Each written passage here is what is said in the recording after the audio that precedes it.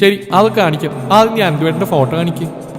എപ്പോൾ കാണിച്ചെന്ന് ചോദിച്ചാൽ മതി. ദേവേട്ടനെ കാണുമെങ്കിൽ പിന്നെയാണ് കൺമുമ്പിലുള്ള അനന്തു. പറഞ്ഞുകൊണ്ട് തന്നെ ദേവു ഗാലറി തുറന്നു. ഭദ്ര അവൾ വരച്ച ചിത്രത്തിലേക്കും അതേപോലെ തന്നെ ആകാംക്ഷയോടെ ദേവുവിന്റെ ഫോണിലേക്ക് നോക്കി. എന്നാൽ പെട്ടെന്ന് ദേവുവിന്റെ ഫോണിലേക്ക് ഒരു മെസ്സേജ് വന്നു. ഞാൻ പുറത്ത് എനിക്കായിട്ട് കാത്തു നിൽക്കുക, വേഗം താഴോട്ട് ഇറങ്ങിയോ, ഇല്ലേ കഥക് ചവിട്ടി പൊളിച്ച് ഞാൻ അകത്തേക്ക് വരും. അനന്തുവിന്റെ മെസ്സേജ് ആയിരുന്നു അത്. ആ മെസ്സേജ് കാണവേ ദേവു ഞെട്ടിലോടെ ഇരുന്നിടത്ത് എഴുന്നേറ്റു. എന്താ ദേവുട്ടി, എന്തു പറ്റി? അയ്യോ പണി പാളി കുഞ്ഞി. അനന്തുവേട്ടൻ വീടിന് പുറത്തുണ്ടെന്ന് എന്നോട് പുറത്തേക്ക് വരാം. ഞാനെന്താ ചെയ്യുക? അയ്യോ ദേവേന്റെ ചിത്രം അല്ല കഥക് ചവിട്ടി പൊളിക്കുമോ? എനിക്ക് പേടിയാവുന്ന കുഞ്ഞി. പറഞ്ഞ പോലെ ചെയ്യും. കഥക് ചവിട്ടി പൊളിച്ചു വന്ന കേണലിന്റെ തോക്കിലുണ്ട് അനന്തുവേട്ടന്റെ നെഞ്ചത്ത് എത്തും. എന്ത് ചെയ്യും? വെപ്രാളത്തോടെ ദേവ് ചോദിച്ചു. വേറെ വഴിയില്ല ദേവ്, നീ ചെന്ന് വേഗം സംസാരിച്ചിട്ട് പോയി. ഞാൻ ആരെങ്കിലും വരുന്നുണ്ടോ നോക്കാം. വേഗം വരണേ. അത് വേണോ? പ്രശ്നമാവോ? ദേവു ടെൻഷനിലാണ്. ഇല്ല, നിന്നേക്കാൾ വിശ്വാസമാണ് എനിക്ക് അനന്തുവേട്ടൻ. നീ അങ്ങനെയൊന്നും ചെയ്യാതിരുന്നാൽ വേഗം പോയി വാ പെണ്ണേ. അയ്യോ അപ്പൻ്റെ ദേവേട്ടൻ ഒലക്കേണ്ട മൂട്. വേഗം പോയി വാടി. ഈ ചിത്രം ആരും കൊണ്ടുപോയില്ല. വേഗം പോ. ഭദ്രയുടെ നിർബന്ധത്തിന് ദേവ് പതിയെ പുറത്തേക്ക് ഇറങ്ങിപ്പോയി. ഭദ്ര അവൾക്ക് അവരായി ഡോറിനരികിൽ നിന്നു. ഇതേ സമയം ഹോസ്റ്റലിൽ പാതി ഉറക്കത്തിൽ ഉണർന്നപ്പോൾ മുറിയിൽ അനന്തുമില്ല. നോക്കുമ്പോൾ ഡോർ തുറന്നിരിക്കുന്നു. സുൽത്താൻ ഉറക്കച്ചടവോടെ എഴുന്നേറ്റു. സുൽത്താൻ ലൂക്കയെ തട്ടി വിളിച്ചു. എന്താണ് രാത്രി ഉറങ്ങാനും സമ്മതിക്കില്ലേ? പാതി ഉറക്കത്തിൽ എഴുന്നേറ്റ് ലൂക്ക ചോദിച്ചു. അനന്തുകളെ ഇവിടും കാണുന്നില്ല. അവന് എവിടെ പോവാനാ? അവരുടെ മുറിയിൽ എങ്ങനെ കാണും? എഴുന്നേൽക്ക് വാ, ചെന്ന് നോക്കിയിട്ട് വരാം. എനിക്കൊന്നും വയ്യ, എനിക്ക് ഉറക്കം വരുന്നു. Good night. ഇപ്പോൾ വന്നില്ലേ ചിഞ്ചുതിന്റെ പ്രോസി കാര്യം ഞാൻ എൽസയോട് പറയും. ഈവനെ കൊണ്ട് നടക്ക്. രണ്ടാൾ നേരെ ചെന്ന് മറ്റു മൂന്നിനെയും കഥകിൽ തട്ടി. എന്നാൽ ഡോർ തുറന്നിരുന്നു. ആരും ഉറങ്ങിയിട്ടില്ല. എല്ലാവർക്കും സുൽത്താനെ കണ്ടപ്പോൾ ആകെ ഒരു പരിഭ്രമം. എന്താടാ, എന്തു പറ്റി? എന്തൊരു ടെൻഷൻ പോലെ. അനന്ത് ഇവിടെ? സുൽത്താന്റെ ചോദ്യങ്ങൾക്ക് മറുപടിയില്ലാത്ത അരവിനിച്ച് നിൽക്കുവാണ് മൂന്നുപേരും. നിന്നോടൊക്കെയാ ചോദിക്കുന്നത് അനന്ത് എവിടെയെന്ന്. കുറെ ദിവസം ഞാൻ ശ്രദ്ധിക്കുന്നു. എല്ലാവർക്കും ഒരു പരിങ്ങല്, എന്തോ ഒളിച്ചു വെക്കുന്ന പോലെ. എന്താടാ, എന്താ കാര്യം? വീണ്ടും സുൽത്താൻ ചോദിച്ചു. എന്നാൽ അപ്പോഴും മൗനമായിട്ട് മറുപടി. പറയടാ. കിച്ചുവിന്റെ ടീഷർട്ടിൽ പിടിച്ചുകൊണ്ട് സുൽത്താൻ ചോദിച്ചു. മമ്മു വിടറാ, അവനിട്, ഞാൻ പറയാം. സയാമി സിരട്ടകളെ പോലുള്ള ജസ്റ്റിക്ക് കിച്ചുവിനെ തൊട്ടപ്പോൾ പൊള്ളി. പറ, അനന്ത് എവിടെ? എടാ മമ്മു, അത് അവന് നമ്മുടെ ദേവുവിന് ഇഷ്ടമാണ്. ദേവുവിന് തിരിച്ചു 6 മാസത്തിലധികമായി അവരുടെ ബന്ധം തുടങ്ങിയിട്ട്. നിന്നോട് പറയാൻ നീ സമ്മതിക്കില്ലെന്ന് അവന് പേടി. അവൻ അവളെ കാണാൻ പോയതാ. ഒറ്റ ശ്വാസത്തിൽ ജസ്റ്റി പറഞ്ഞു. എന്താണ് പറഞ്ഞേ? ജസ്റ്റിയുടെ കുത്തിനെ പിടിച്ചുകൊണ്ട് സുൽത്താൻ ചോദിച്ചു. മമ്മു അവന് വിട്, അവൻ പറഞ്ഞത് സത്യമാണ്. ഇത് ഞങ്ങൾക്കെല്ലാം അറിയുന്ന കാര്യമാണ്. പക്ഷേ അവൻ ഈ രാത്രി പോയ കാര്യം സത്യമായിട്ട് എനിക്കറിയില്ല, ലൂക്ക പറഞ്ഞു. അവൻ ആദ്യമായിട്ട് ഇങ്ങനെ പോകുന്നത്. കുറെ നേരം സംസാരിച്ചപ്പോൾ എനിക്ക് അവൾ ഇപ്പോൾ കാണുന്ന പറഞ്ഞ് പോയത് രുദ്രനായിരുന്നു പറഞ്ഞത്. അവരുടെ ഓരോ വാക്കും ഇടിത്തീ പോലെ സുൽത്താനെ നെഞ്ചിൽ പതിച്ചു. അവനാകെ തകർന്നു പോയിരുന്നു. ഒരു വശത്ത് സുഹൃത്തുക്കൾ തന്നെ ഒറ്റപ്പെടുത്തിയതിന്റെ വേദന, ഒരു വശത്ത് അവന് വേണ്ടി മാത്രം കാത്തിരിക്കുന്ന ഭദ്ര. ഹോ, അപ്പോ എല്ലാവർക്കും എല്ലാം അറിയാമല്ലേ? ഞാൻ മാത്രമാ? സുൽത്താന്റെ കണ്ടമിടറി അതെല്ലാവരെയും വേദനിപ്പിച്ചു. സുൽത്താനെ അത് രുദ്രൻ വാക്കുകൾക്കായി പരതി. വേണ്ടടാ വേണ്ട. സുൽത്താൻ അനന്തുവിന് പേടി. കൊള്ളാം. പണ്ട് തോട്ടിമ്പാലത്തിന് മുകളിൽ പടക്കം പൊട്ടി തുടങ്ങുമ്പോ സുൽത്താൻ എന്റെ കൈവിടലടാ, എനിക്ക് പേടിയാണെന്ന് പറഞ്ഞ എന്റെ കയ്യിൽ മുറുകെ പിടിച്ച്. നീയാടാ എന്റെ ധൈര്യം എന്ന് പറയുന്ന അനന്തുവിന് ഇന്നീ സുൽത്താനെ പേടി. നല്ലതാടാ. അപ്പൊ സുൽത്താൻ അറിയാത്ത കഥകളും എന്റെ കൂട്ടുകാർക്കിടയിലുണ്ട് അല്ലേ? ഇനിയുണ്ടോ ആർക്കെങ്കിലും സുൽത്താനെ പേടിച്ച് പറയാത്ത കഥകൾ? തൊണ്ട പൊട്ടിയാണ് സുൽത്താൻ അത് പറഞ്ഞത്. നിറഞ്ഞു വന്ന കണ്ണുനീർ കൈത്തണ്ടുകൊണ്ട് അവൻ തുടച്ചു നീക്കി. ആ കാഴ്ച എല്ലാവരെയും വേദനിപ്പിച്ചു. കിച്ചുവിന്റെയും കണ്ണുകൾ നിറഞ്ഞു. സോറി മച്ച എന്ന് പറഞ്ഞുകൊണ്ട് കിച്ചു സുൽത്താനെ പുണർന്നു. മാറിക്കള, തൊട്ടുപോര് തന്നെ. ഓ, പേടിയല്ലേ നിനക്കൊക്കെ എന്നെ? ഓ. ഒരുതരം പാളം തെറ്റി കണക്കായിരുന്നു സുൽത്താന്റെ ശബ്ദം. ഒന്നും മിണ്ടാതെ സുൽത്താൻ മുറിക്ക് പുറത്തിറങ്ങാൻ നിൽക്കവേ. ശരിയാണ്, നിന്നോട് പറയാത്ത തെറ്റാണ്. പക്ഷെ നീയും ഞങ്ങൾ ഇന്ന് ചിലത് മറച്ചു വെച്ചില്ലേ? നിന്റെ തട്ടക്കാരി എല്ലാ വെള്ളിയാഴ്ച നിസ്കരിക്കാനെന്ന് പറഞ്ഞ് പോകുന്ന അവളെ കാണാനല്ലേ? ഞങ്ങളൊന്നും അറിയില്ലെന്നാവും അല്ലേ? ലൂക്ക പുറകിൽ നിന്ന് വിളിച്ചു പറഞ്ഞ് കേട്ടെങ്കിലും ഒന്നും മിണ്ടിയില്ല. എന്നാൽ അപ്പോഴാണ് ഭദ്രയുടെ കാര്യം സുൽത്താൻ ഓർക്കുന്നത്. ഇനിയും ആ പാവത്തിന് പ്രതീക്ഷ കൊടുക്കരുത്. അവൾ അനന്തുവിനെ സ്നേഹിക്കുന്നുണ്ട്. അത് പാവമാണ്. ഒട്ടും വൈകാതെ സുൽത്താൻ ഫോണെടുത്ത് ഭദ്രയ്ക്ക് ഡയൽ ചെയ്തു. ദേവ് ചെല്ലുമ്പോൾ ബൈക്കിൽ ചാരി നിൽക്കുവാണ് അനന്തു. അവൾ ഓടിച്ചെന്ന് അവന്റെ കൈകളിൽ പിടിച്ചു വലിച്ച് ഡോറിന്റെ കുറച്ച് അപ്പുറത്തേക്ക് മാറ്റി നിർത്തി. അവിടെ ആകെ ഇരുട്ടാണ്. എന്നിരുന്നാലും ചന്ദ്രന്റെ ശോഭ അവിടെ തിളങ്ങി നിന്നു. ദേവുവിനായി കാത്തിരിക്കുകയാണ് ഭദ്ര. അതിനാൽ ഫോൺ റിങ് ചെയ്യുന്ന ഭദ്ര അറിയുന്നില്ല. അനന്തു വെപ്രാളത്തോടെ നിന്ന് വിറക്കുന്ന ദേവുവിനെ നോക്കി. അവളുടെ കണ്ണുകളിലെ പിടപ്പ് അത് അന്നുവരെ തോന്നാത്ത ഒരു അനുഭൂതി അവനിൽ ഉണർത്തി. എന്ത് പണി അനന്തോട്ടി ചെയ്ത്? വേഗം പോയി. ചാച്ചറിഞ്ഞ നെഞ്ചത്ത് ഡബിൾ ബാരൽ ഗണ്ണിൽ നിന്ന് വരുന്ന ബുള്ളറ്റ് തുളച്ചു കയറും. നിന്റെ ശബ്ദം കേട്ടപ്പോ കാണാൻ തോന്നി, അതുകൊണ്ട് വന്നു. ചുമരിൽ ചാരിന്നോട് അനന്തു പറഞ്ഞു. നല്ല കാര്യം, ഒന്ന് പോയി. കുഞ്ഞിയെ കാവൽ നിർത്തിയാ ഞാൻ വന്നേക്കുന്നത്. ആഹാ, കുഞ്ഞിയുണ്ടോ? എന്നാ ഇന്ന് എന്റെ കുഞ്ഞിയെ കണ്ടിട്ടുള്ളൂ വേറെ കാര്യം. ദേവുവിനെ തള്ളിമാറ്റി പോകാൻ നിൽക്കവേ ദേവ് തടഞ്ഞു. ഒന്ന് പോയി, നട്ടപ്പാതിരിക്കല് പരിചയപ്പെടുന്നു. നാളെ കുഞ്ഞിയെ കൂടി ഞാൻ വരാം, ഇപ്പൊ പോ. അവനെ പുറകിലേക്ക് തള്ളി നീക്കിക്കൊണ്ട് ദേവ് പറഞ്ഞു. എന്നാൽ ആ നിമിഷം കൊണ്ട് അനന്തു ദേവുവിന് ഇടുപ്പിലൂടെ കൈയിട്ട് അവളെ ചേർത്ത് പിടിച്ചു. ഒരു ഞെട്ടലോടെ ദേവു അനന്തുവിനെ നോക്കി. സീനിയർ, മിണ്ടാണ്ട് നിൽക്കടി. എപ്പോ നോക്കിയും ചെലച്ചോണ്ട്. എന്ത് സുന്ദരിയാടി പെണ്ണെ നീ. അതല്ലെങ്കിൽ റൊമാൻസിക്കാൻ വരുമ്പോൾ നിങ്ങൾ ആണുങ്ങൾക്ക് കോവൈ സർലയും കരീന കപൂറായിട്ട് തോന്നും. അതിന് അനന്തോന്ന് വിളിച്ചു. ഇതേ സമയം ദേവുവിനെ കാണാതായപ്പോൾ അവളെ തിരക്കിറങ്ങിയതാണ് ഭദ്ര. എന്നാൽ അവർ വരുമ്പോൾ കാണുന്ന കാഴ്ച തിരിഞ്ഞു നിൽക്കുന്ന അനന്ത് അവളെ ചേർത്ത് പിടിക്കുന്നു. ഭദ്ര ചമ്മലോടെ കണ്ണുകൾ അടച്ചു പിടിച്ചു. ദേവു അനന്തുവിനെ തള്ളി മാറ്റിയ നിമിഷം അനന്ത് മറുവശത്തേക്ക് മാറി. വീണ്ടും അവൻ അവളുടെ കവിളിൽ കൈ ചേർത്ത് നെറ്റിത്തടത്തിൽ ഒരു നനുത്ത ചുംബനം നൽകി. ദേവുവിന്റെ കണ്ണുകൾ കൂമ്പി അടഞ്ഞു. ആദ്യ ചുംബനത്തിന്റെ ലഹരി. ഭദ്ര പതിയെ ഒരു കണ്ണു തുറന്ന് പാളി നോക്കി. ഒറ്റ കണ്ണിലൂടെ അവൾ കണ്ട മുഖം വ്യക്തമാവാതെ അവൾ രണ്ട് കണ്ണും വിടർത്തി നോക്കി. തന്റെ കണ്ണുകളെ വിശ്വസിക്കാനാവാതെ അവൾ വീണ്ടും ആ മുഖത്തേക്ക് തുടിച്ചു നോക്കി. ഇല്ല, തന്റെ കണ്ണുകൾക്ക് തെറ്റുപറ്റുന്നതാണിത്. താൻ വർഷങ്ങളായി മനസ്സിൽ കൊണ്ടു നടക്കുന്ന പുരുഷൻ, തന്നെ സ്വപ്നം കാണാൻ പഠിപ്പിച്ചത്, താൻ കാണാൻ കൊതിക്കുന്ന മുഖം. ദേവേട്ടൻ. ശരീരം തളരുന്ന പോലെ തോന്നിപ്പോയി. കാലുകൾ കുഴഞ്ഞു പോകുന്നു. അവൾ പതിയെ ഡോറ് ലക്ഷ്യമാക്കി നടന്നു. ഭദ്രയുടെ പാവാട മാത്രമാണ് അനന്തു കണ്ടത്. ദേവുട്ടി, നിന്റെ കുഞ്ഞിനെ അന്വേഷിച്ച് വന്നാണെന്ന് തോന്നുന്നു. നമ്മുടെ റൊമാൻസ് കണ്ട് തിരിച്ചു പോവാ. അനന്തു പറഞ്ഞിട്ട് ദേവ് തിരിഞ്ഞു നോക്കി. ശേഷം തലക്ക് കൈ കൊടുത്തു. ഭദ്രമുറിയിലേക്ക് ചെന്ന് താൻ വരച്ച ചിത്രത്തിലേക്ക് നോക്കി. താൻ കണ്ട കാഴ്ച സ്വപ്നമാണോ അതോ യാഥാർത്ഥ്യമാണോ എന്ന് തിരിച്ചറിയാൻ കഴിയുന്നില്ല. അപ്പോഴാണ് ഫോൺ ചിലക്കുന്ന ശബ്ദം കേൾക്കുന്നത്. അവളുടെ കണ്ണുകൾ ഡിസ്പ്ലേയിലേക്ക് നീങ്ങി. ഇക്കു. അവൾ നിർജീവമായി ഫോൺ എടുത്ത് ചെവിയിലേക്ക് ചേർത്തു. ഭദ്ര, ദേവൻ. സുൽത്താന്റെ ശബ്ദമിടറി. എന്റെ ദേവുവിന്റെ അനന്തുവാണല്ലേ ഞാൻ സ്നേഹിച്ച ദേവേട്ടൻ. ഒരു തുള്ളി കണ്ണുനീർ പോലും അവളിൽ നിന്ന് വന്നില്ല. ഒരു തരം മരവിപ്പ്. അതായിരുന്നു അവസ്ഥ. ഭദ്ര, എനിക്കറിയില്ലായിരുന്നു. മാപ്പ്. മോഹിപ്പിച്ചേന്, പ്രതീക്ഷ തന്നേന് മാപ്പ്. വറ്റി വരണ്ട ശബ്ദത്തിൽ സുൽത്താൻ പറഞ്ഞു. ഒന്നും മിണ്ടാനാവാതെ താൻ കണ്ട സ്വപ്നമല്ലെന്ന തിരിച്ചറിവോടെ അവൾ ചാരിയുന്ന ടേബിളിന് താഴേക്ക് ഊർന്നിരുന്നു. അണക്കെട്ട് പൊട്ടിച്ചു തീർന്ന പോലെ അവൾ അലറി വിളിച്ചു. കണ്ണുനീർ തോരാതെ പെയ്തു. കയ്യിൽ നിന്ന് ഊർന്നു വീണ ഫോണിലൂടെ അവളുടെ സ്വരം കേൾക്കുന്ന സുൽത്താന്റെ ഉടലാകെ വിറച്ചു. തോരാത്ത കണ്ണുനീരായി അത് പെയ്തിറങ്ങി. ഭദ്ര കണ്ടെന്നറിഞ്ഞപ്പോൾ ചമ്മലോട് അനന്തുവിനെ ബൈക്കിനടുത്തേക്ക് തള്ളിവിട്ട് അവൻ പോയെന്ന് ഉറപ്പായപ്പോൾ നാണത്തോടെ മുറിയിലേക്ക് വരുവാണ് ദേവ്. ചിരിച്ച മുഖത്തോടെ തുള്ളിച്ചാടി വരികയാണവൾ.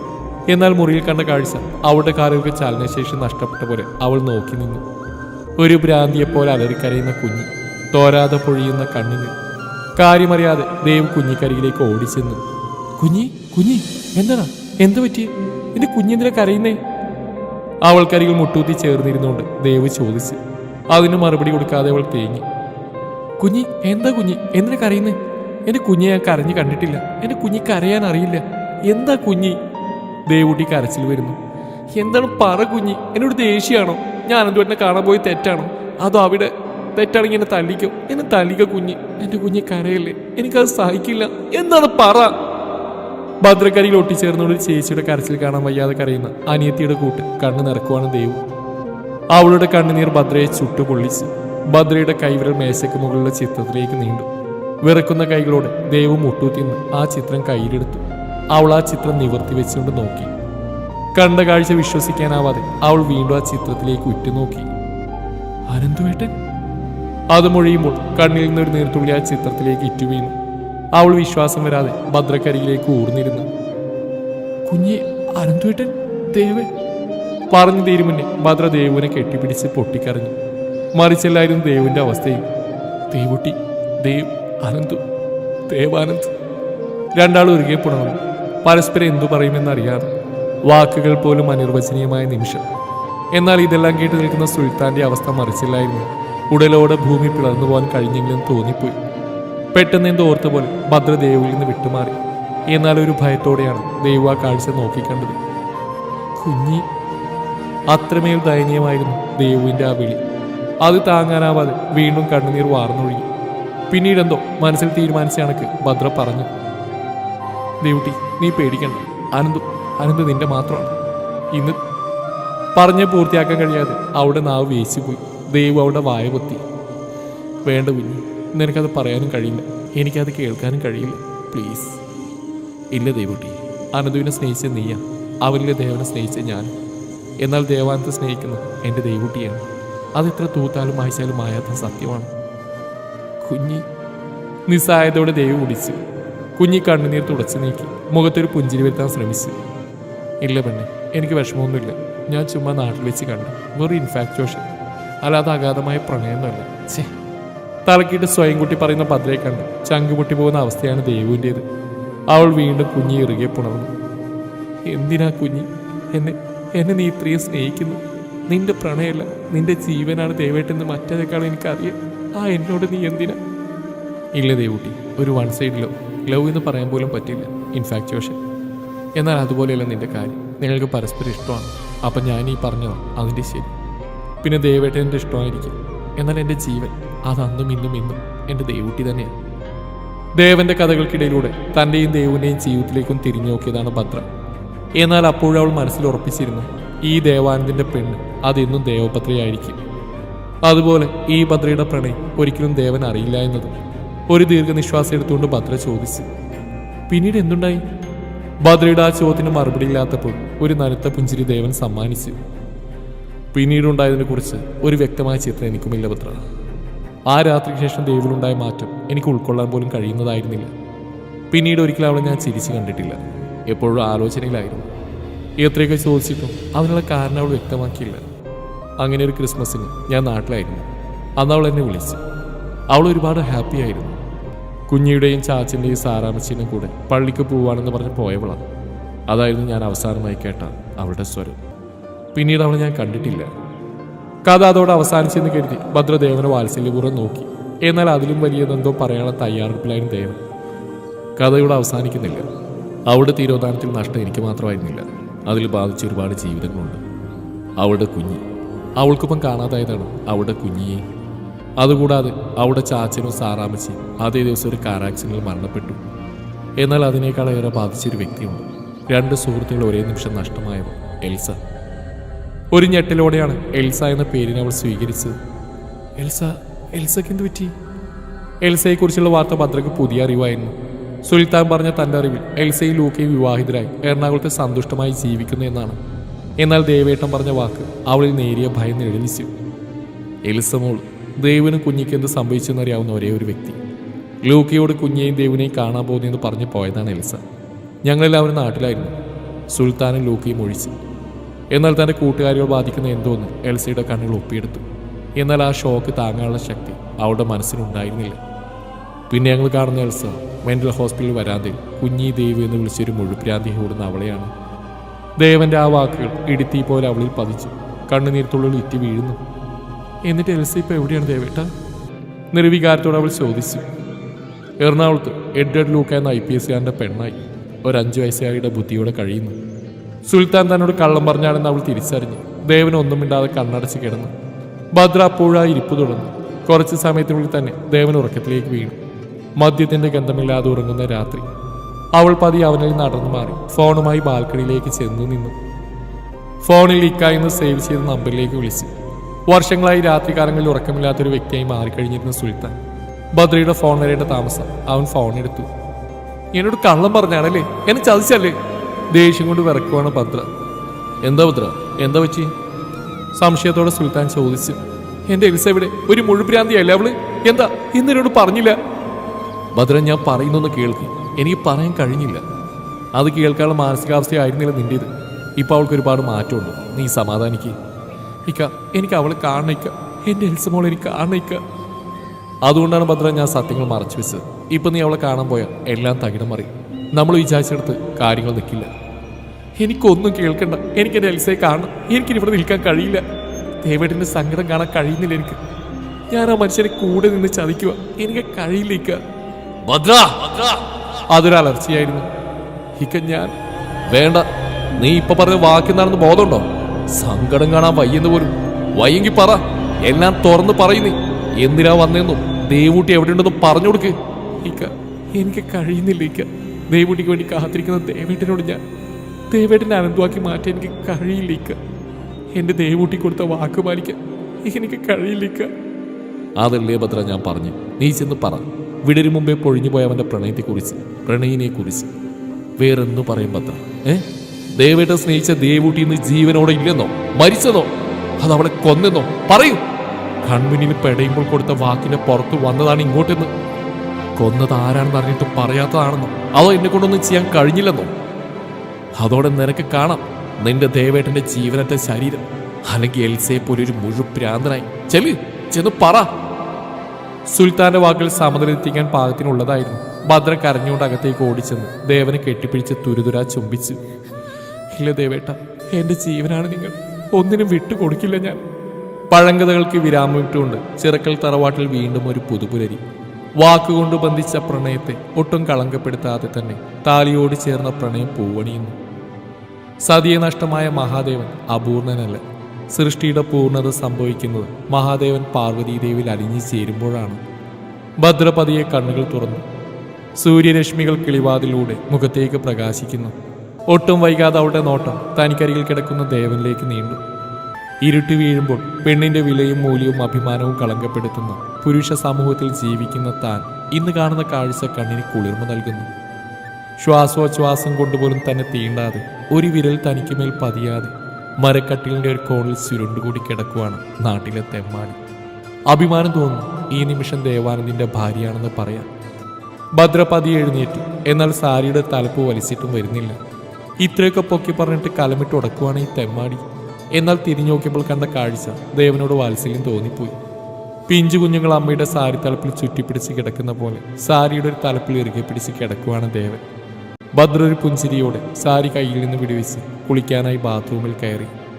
സമയം വൈകിയെന്ന് ഉറപ്പുള്ളതുകൊണ്ട് വിശദമായ കുളി ഒഴിവാക്കി പെട്ടെന്ന് കുളിച്ചിറങ്ങി. ധാവണിയുടെ ബ്ലൗസും പാവാടയും മാത്രമാണ് ഭദ്ര ധരിച്ചിരുന്നത്. മുടിയിൽ നിന്നിറ്റു വീഴുന്ന വെള്ളത്തുള്ളികൾ ധാവണിയെ നനയ്ക്കുന്നത് അവൾക്ക് അരോചകമായിട്ടുള്ള വിഷയമാണ്. കണ്ണാടിക്ക് മുന്നിൽ നിന്ന് നീണ്ട ഇടതൂർന്ന മുടി തുവർത്തുവാണ് ഭദ്ര. മുടി കുടയുന്ന കൂട്ടത്തിൽ അതിലെ തുള്ളികൾ ദേവന്റെ മുഖത്തേക്ക് പാഞ്ഞു. മുഖം ചുളിച്ചുകൊണ്ട് ദേവൻ തിരിഞ്ഞു കിടന്നു. എന്നാൽ വീണ്ടും തുള്ളികൾ അവനെ തേടിയെത്തി. ഭദ്ര, പതിഞ്ഞ സ്വരത്തിൽ എന്നാൽ വിമിഷ്ടതയോടെയായിരുന്നു ആ വിളി. ദേവന്റെ ശബ്ദമുയരേണ്ട താമസം. ടേബിളിന് മുകളിലെ ധാവണി അവൾ അലസമായി ചുറ്റി. ദേവൻ പതിയെ അവളെ നോക്കി. കണ്ണാടിക്ക് മുന്നിൽ നിന്ന് മുടിയിലെ ജട എടുക്കുവാണ്. മുഖത്ത് കരിമഷിയോ ചാന്തോ ഒന്നും തന്നെ ഇല്ല. ഒരു കറുത്ത കുഞ്ഞുപൊട്ട്, നല്ല വെണ്ണക്കൽ മൂക്കുത്തി, കടും പച്ച നിറത്തിലുള്ള ബ്ലൗസും പാവാടയും, അതിന് നീല നിറമുള്ള ധാവണി. എന്നാൽ അലസമായി ഉടുത്ത ധാവണിക്കിടയിലൂടെ തന്നെ വലപ്പിച്ച അതേ കാഴ്ച. കടും പച്ച നിറം അവളുടെ അണിവയറിനെ ഒന്നുകൂടെ സുന്ദരമാക്കിയിരിക്കുന്നു. വെളുത്ത ആലില വയറിനെ വെള്ളത്തുള്ളികൾ പ്രണയപൂർവ്വം പുണരുന്നു. എന്നിരുന്നാലും ഇതുവരെ താൻ കാണാത്തൊരു നിഴൽ അവിടെ വ്യക്തമാണ്. ദേവാ, ചീപ്പാവലട, സ്വയം പുച്ഛിക്കുവാണ് ദേവൻ. എന്നാലും അതെന്താണ്? ഇന്നലെ രാത്രി കാറ്റ് വീശിയപ്പോൾ ഞാനത് കണ്ടില്ലല്ലോ. എടാ വൃത്തികെട്ടവനെ, തെമ്മാടി, ദേവാ, ഇങ്ങനെ നോക്കല്ലേടാ. എന്നാലും സ്വയം ന്യായീകരിച്ച് വിമർശിച്ച് ഭദ്രയെ നോക്കിയാണ് ദേവൻ. പെട്ടെന്ന് ഭദ്ര സൈഡിലേക്ക് തിരിഞ്ഞു. അതോടെ ദേവന്റെ കണ്ണ് ആ നിഴലിൽ പതിഞ്ഞു. മുത്തരഞ്ഞാണ്, അണിവയറിൽ ചുറ്റിപ്പിണഞ്ഞ് കിടക്കുന്ന അരഞ്ഞാണ്. ഭദ്രയുടെ വെളുത്ത വയറിൽ കറുത്ത മുത്തുകൾ. Like the pearls fallen from the crown of the universal king. പെട്ടെന്നൊരു ഉൾപ്രേരണയാൽ ഭദ്ര ദേവനെ നോക്കി. ദേവന്റെ നോട്ടം ചെന്നെത്തുന്നത് തൻ്റെ അണിവയറിലേക്കാണെന്ന് അവളൊരു നാണത്തോടെ തിരിച്ചറിഞ്ഞു. പെട്ടെന്ന് ധാവണി നേരെ ഇട്ടുകൊണ്ട് മുടിയിലെ തുവർത്ത് ദേവന് നേരെ വീശി. അത് ദേവന്റെ മുഖത്തേക്ക് പാഞ്ഞു. കള്ളത്തെമ്മാടി, ഇടുപ്പിൽ കൈകുത്തിക്കൊണ്ട് ഭദ്ര പറഞ്ഞു. ദേവനൊരു കള്ളച്ചിരിയോടെ എഴുന്നേറ്റ്. അത് പിന്നെ നീ ഇങ്ങനെയൊക്കെ നിന്ന ആരായാലും നോക്കിപ്പോ, തടി രക്ഷിക്കാനെന്ന പോലെ ദേവൻ പറഞ്ഞു. ആരിങ്ങനെ എന്നാലും നോക്കുവോ? പുരികം പൊക്കിയുള്ള ഭദ്രയുടെ ചോദ്യത്തിന് മറുപടി പറയാതെ ചിരിയോടെ ദേവൻ ബാത്റൂമിലേക്ക് കയറി. ഒരു രാത്രി കൊണ്ട് അവർ പരസ്പരം ആരെല്ലാമോ ആയി കഴിഞ്ഞിരുന്നു. കുളി കഴിഞ്ഞ് തല തൂർത്തുമ്പോൾ ഇന്ന് വരെ കിട്ടാത്തൊരു സുഗന്ധം. ദേവൻ തുവർത്തിലേക്ക് മുഖമടുപ്പിച്ച്. കാച്ചിയ എണ്ണയുടെയും ഇഞ്ചയുടെയും രാമച്ചത്തിൻ്റെയും സുഗന്ധം. ഒരു നിമിഷം ആ സുഗന്ധത്തിൽ അലിഞ്ഞുപോയിരുന്ന ദേവൻ